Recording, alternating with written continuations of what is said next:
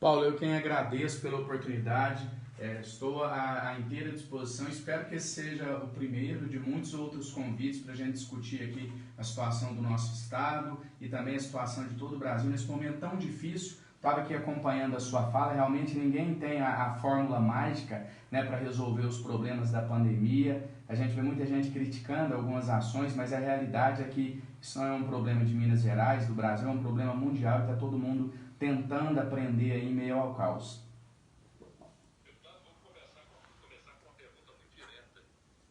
Por que raios um mineiro de 36 anos, recém-chegado à Câmara dos Deputados, resolve se candidatar à presidência daquela casa? Me explique, por favor.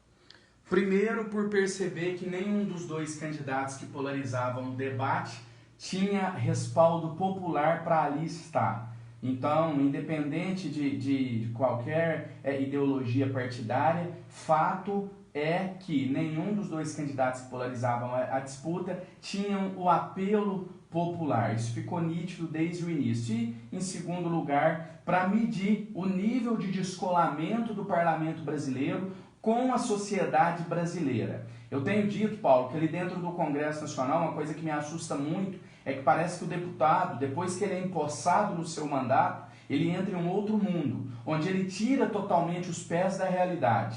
As vozes que vêm das ruas não fazem qualquer diferença ali dentro. Ora, Janones, então você está defendendo que a eleição para a presidência da Câmara fosse direta, que o povo escolhesse? Não, não é isso. Mas eu disse no lançamento da minha candidatura e vou repetir aqui para você, que se a gente vivesse em um país com uma democracia consolidada, a opinião popular era para, no mínimo, ter algum peso ali. Era para ela influenciar no voto de alguns parlamentares, pelo menos. E não foi o que aconteceu. Então, esse nível de descolamento ele é preocupante. Eu não acredito em uma democracia sem a participação popular. Citei no dia do meu discurso ao qual você se referiu a frase histórica de Abraham Lincoln, quando ele definiu democracia como um regime sendo do povo, para o povo e com o povo. Então, se você despreza a opinião popular, você já não está mais falando em um regime de fato democrático. Então, a minha candidatura tinha esse objetivo. E nesse sentido, eu acho que nós conseguimos êxito. Nós conseguimos escancarar para o Brasil o descolamento da classe política com os anseios da população e nós conseguimos também dar visibilidade às nossas lutas, às nossas bandeiras. O saldo foi positivo. Deputado, boa noite. A gente vê aí no seu discurso que você condena a polarização entre o Bolsonaro versus a esquerda. Assim como o próprio presidente, você também tem aí uma série de seguidores aí na sua base e é um formato que deu certo com o presidente Jair Bolsonaro. E eu queria com isso entender aí os seus próximos voos, aonde você pretende caminhar na esfera política, de se candidatar aí a voos maiores, e se para essa próxima eleição aí você acha que você já teria capacidade de alcançar aí uma presidência e buscar uma coisa bem maior aí do que o seu cargo atual de deputado. Rodrigo, antes de responder de forma direta e objetiva a sua pergunta, eu quero só fazer uma observação sobre isso que você colocou da polarização direita versus esquerda.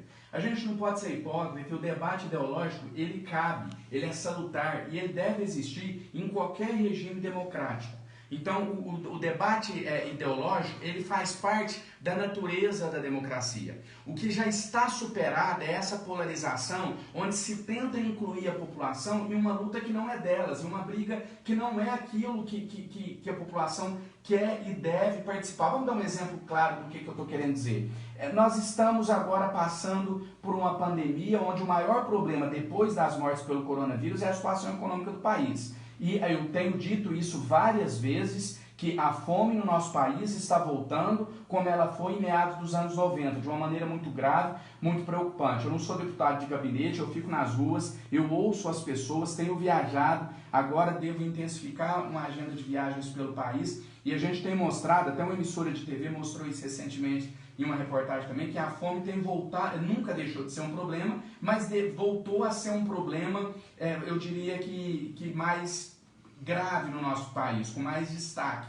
Né? E a gente falando nisso, a gente tem que falar em auxílio emergencial, que é o recurso que dá esperança a essas famílias. Quando você fala de auxílio emergencial, você está falando de uma luta da direita e da esquerda, ou que pelo menos deveria ser. Então a prioridade no debate político hoje tem que ser pautas que unam a população. É isso que a gente deve priorizar. O debate ideológico, ele só serve aos extremos. O atual presidente da República, ele foi eleito com base nesse discurso radical, nesse discurso de extremos. Essa polarização, ela só beneficia os extremos. A extrema esquerda, que depende da extrema direita para sobreviver, e a extrema direita, que depende da extrema esquerda para sobreviver, para manter o seu discurso. Enquanto isso, a população fica do lado de fora, assistindo, chupando o dedo, me desculpa a expressão, enquanto os parlamentares estão lá, do alto do seu salário de R$33 mil por mês, discutindo pautas ideológicas, ideologia de gênero, e tantos outros temas que, neste momento, não é a prioridade para o nosso país, para o nosso povo. Em relação aos meus projetos para 2022, eu te confesso, sem nenhum tipo de ironia, nem querendo, fugindo do debate, não é ficar em cima do muro, mas eu acho que seria até desrespeitoso. Com o meu eleitor, eu vou fazer política nesse momento. Vou pensar em 2022, no final do ano eu começo a pensar sobre o próximo passo. A única coisa que eu já tenho como definida é que eu não vou sair da vida pública, vou me candidatar novamente nas eleições do ano que vem. Agora, tenho total consciência do meu lugar, sou um deputado de primeiro mandato, tenho os pés no chão, mas ao mesmo tempo não descarto disputar nenhum cargo eletivo. Quem vai dizer isso são as vozes das ruas, as pesquisas de intenções de voto é que vão determinar a que eu vou me candidatar nas próximas eleições.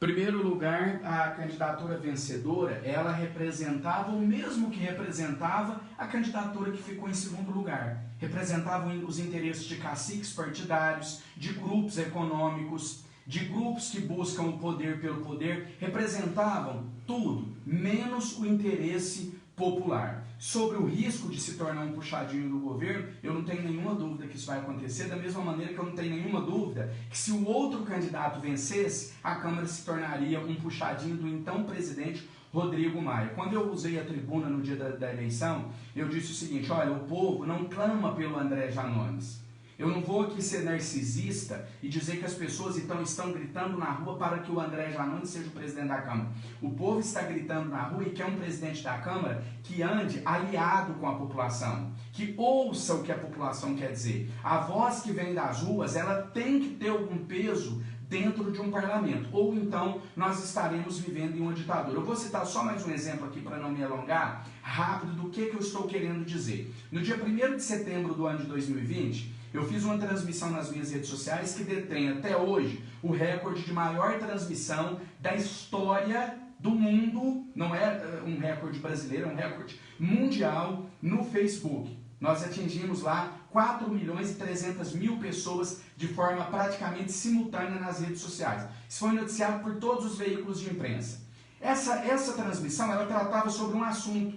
Muita gente divulgou esses números, mas poucas pessoas divulgaram o que eu falava nessa live. Essa live pedia para o então presidente em exercício da Câmara dos Deputados, presidente Marcos Pereira, o deputado Marcos Pereira, pediu o seguinte: deputado, paute o auxílio AMP1000 para que o auxílio volte para R$600, e se não pautar, deputado, pelo menos explique por que não vai pautar. Olha, a Câmara se manifesta dizendo que não vai pautar por isso, por aquilo. Lucas, eu participei de toda aquela sessão que durou cerca de 3 horas. Mais de 50 deputados usaram da palavra. Ninguém sequer tocou nesse assunto. Eu não estou questionando aqui o fato de não ter pautado a MP1000. Estou dizendo que não se tocou nesse assunto. Quer dizer, você tinha 4.300.000 brasileiros assistindo aquilo e esperando, olha, vamos ver o que a Câmara dos Deputados, que me representa, o parlamento do meu país, vai falar para mim, vai me dar de satisfação. A Câmara virou as costas para o povo naquela tarde. É isso que essas candidaturas que foram colocadas representam. Elas representam o fortalecimento do corporativismo lá dentro. São candidaturas que buscam melhorias e propostas para os deputados e não para a população. Aí só para finalizar, você pode dizer o seguinte: André, mas era uma eleição indireta. Lá vocês estavam como eleitores, o candidato tinha que fazer propostas para vocês. Discordo.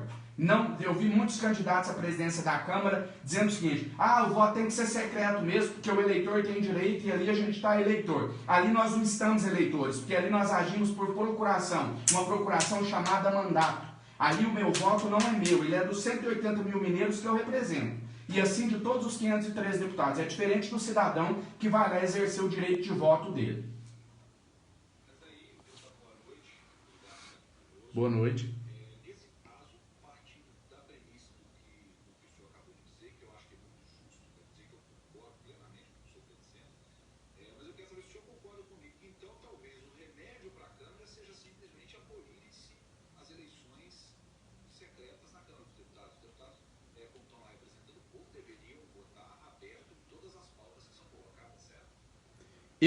Em relação à votação dos projetos na Câmara, na verdade, a grande maioria, essas votações já são abertas. A gente tem essa exceção relacionada à candidatura à presidência da Câmara, Luiz Fernando, e eu concordo com você. Eu não vejo justificativa para a manutenção do voto secreto. A gente vê muito parlamentar que não divulgou, não comunicou com a população o candidato dele, mas estava lá em reuniões pela madrugada, estava lá discutindo apoio, estava lá conversando com o candidato vencedor, com o candidato derrotado, enfim, falta transparência. Não é um processo eleitoral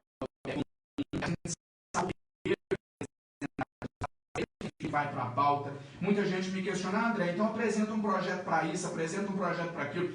Eu devo estar entre um dos deputados que mais apresentou projeto na nossa bancada. Estou em Brasília agora essa semana, a gente vai propor essa semana, esse eu tenho esperança de chegar em plenário, porque há uma boa vontade de vários líderes, um projeto para tentar facilitar a vacinação para aqueles que estão enfrentando o câncer, né, passando por tratamento de câncer. Então, aí as pessoas perguntam: por que você não coloca um projeto para isso, para aquilo? Porque o projeto não chega no plenário, não chega porque quem decide a pauta é o presidente. Então, essa eleição é uma eleição que deveria sim ser direta, porque ali, como eu disse, repito, nós não somos eleitores, nós estamos agindo em nome daqueles que ali nos colocaram. E só para fechar, Luiz Fernando, eu acho que a solução realmente não é uma solução a curto prazo, é uma solução a longo prazo, nem a médio mas a solução é a conscientização dos eleitores. E eu vou te ser bem sincero que eu sou otimista com isso. Eu acho que a gente vive no país, os livros de história do futuro, daqui 20, 30 anos, eu acho que a gente vai ler esse momento, 2018, 2020, 2022, como um momento de transição para um modelo de política em que não será mais possível fazê-la longe dos eleitores, longe da população.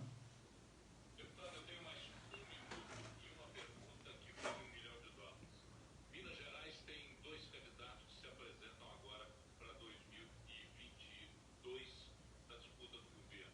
Os mais cotados são o atual governador Romeu Zema e o prefeito da capital, Alexandre Calil. Em um minuto, de qual dos dois o senhor tem a maior atenção? A quem o senhor daria a maior atenção?